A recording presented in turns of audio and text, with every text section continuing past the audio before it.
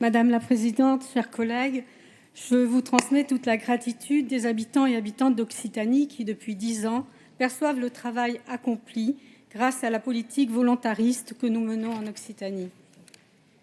C'est avec un conte pour la jeunesse paru en 1993 que j'introduis ma question. Nous sommes dans les années 1990, période post-guerre froide.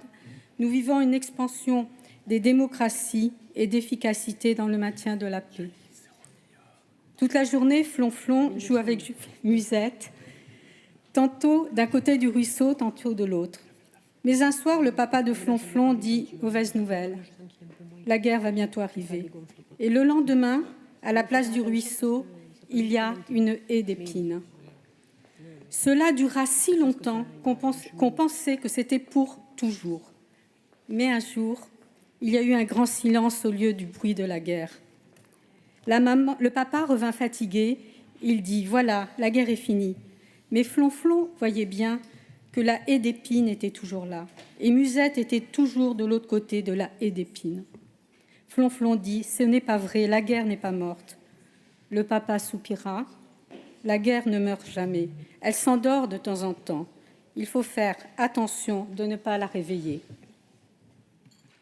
Aujourd'hui, la guerre est aux portes de l'Europe. Et ce n'est pas les enfants qui la réveillent en jouant. Est-ce que la résilience de l'ordre international, élaborée après la monstruosité de la Deuxième Guerre mondiale, résistera à la résurgence contemporaine des nationalismes révisionnistes et du retour de l'isolationnisme américain? Ici, en Occitanie, les désordres du monde ne sont pas si lointains ni abstraits. Nous en avons parlé tout le long de cette plénière, je vous en remercie. Ils se traduisent dans nos champs et nos vignobles exposés aux dérèglements climatiques et aux instabilités des marchés mondiaux, dans nos filières industrielles et aéronautiques, sensibles aux tensions géopolitiques, dans nos ressources en eau devenues stratégiques, dans nos territoires littoraux et de montagne confrontés à des bouleversements rapides, et jusque dans le quotidien de nos concitoyens et concitoyennes inquiets pour leur avenir.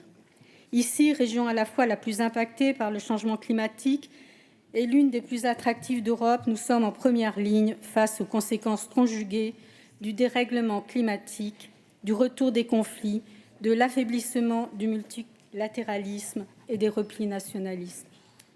Ce contexte international instable fragilise nos transitions, accroît les vulnérabilités de nos territoires et place les collectivités et singulièrement la région en première ligne pour amortir les chocs, parfois au-delà de leurs compétences et de leurs moyens. C'est précisément ici, face à ces désordres globaux, aux effets très locaux, que la région Occitanie a fait le choix d'une réponse structurante, ambitieuse et responsable à travers la démarche Occitanie résiliente.